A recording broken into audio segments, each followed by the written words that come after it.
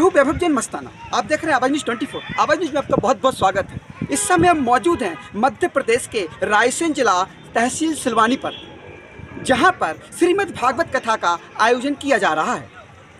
इस संबंध में कथावाचक लक्ष्मी नारायण जी शर्मा हमारे साथ हैं। हम चर्चा करते हैं और जानते हैं मिश्रा जी से कि वो कथा के बारे में क्या कहते हैं और भागवत जी हमें क्या ज्ञान देती है। मिश्रा जी, आपको बहुत बहुत स्वागत है। जय श्री कृष्णा, जय श्री राधे। आप भागवत कथा आचार्य होने के नाते भागवत जी हमें क्या ज्ञान देती है, इसके बारे में आप थोड़ा बताइए। जी देखिए, 18 पुराणों में से एक पुराण है श्रीमद् भागवत महापुराण, जिसमें 18,000 श्लोक और 12 स्कंद हैं और 335 अध्याय। ये भगवान के मंगलमय कथा ज्ञान, वैराग्य और भक्ति से परिपूर्ण है, जिसमें इस कथा के जो आयोजक और प्रेरणा स्रोत जो संत हैं हमारे मंडी जी के सुंदर राधेश्याम जी महाराज परम पूज्य, इनकी प्रेरणा से और हमारे मुख्य यजमान हैं बबलू पाल और एवं समस्त पाल परिवार एवं समस्त रायसेन और सिलवानी के जो लोग, इनके सहयोग से भगवान के मंगल में कथा 7 दिवस से आज दूसरा दिवस में आप और हम प्रवेश करेंगे।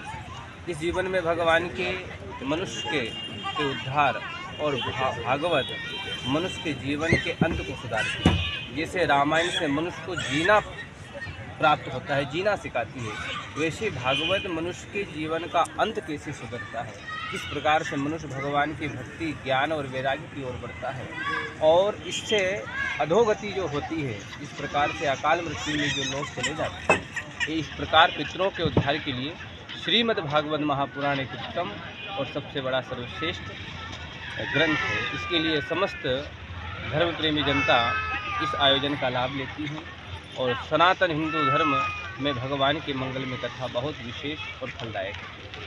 आप छोटी सी उम्र में कथा कर रहे हैं, इतनी सी उम्र में भी कथा कर रहे हैं, तो आपके गुरु कौन रहे? जी, हम इस कथा का जो आयोजन कर रहे हैं गुरु प्रसाद के द्वारा आपको श्रवण करा रहे हैं। ये हमारे परम पूज्य डॉक्टर श्याम सुंदर जी पाराशर शास्त्री जी वृंदावन के हैं, जिनके श्रीमुख से भगवान की मंगलमय कथा श्रवण की थी और आज वही भगवत स्वरूप कथा का हरि इच्छा के द्वारा श्रवण भक्तों को किया जाता है, जिससे मनुष्य का जीवन और हमारा दोनों का जीवन का कल्याण होता है। आपको प्रेरणा कहाँ से मिली कि कथावाचक होना चाहिए? कि भगवान की कथा का प्रेरणा तो बचपने से जब कथावाचकों को देखते थे और हमारे भी परिवार में पिताजी कथावाचक हैं, बस उनको देख कर के ये मन में इच्छा थी कि हम भी एक दिन व्यास पीठ पर बैठकर भगवान की हरि कथा को, भगवान के गुणानुवाद को गाएं और श्रवण करें। एक देश में मुद्दा चल रहा है, बागेश्वर बाबा यहाँ पे कह रहे हैं हिंदू संगठित हों, जी भारत राष्ट्र जो हमारा हिंदू राष्ट्र घोषित होना चाहिए। आप कितने सहमत हैं?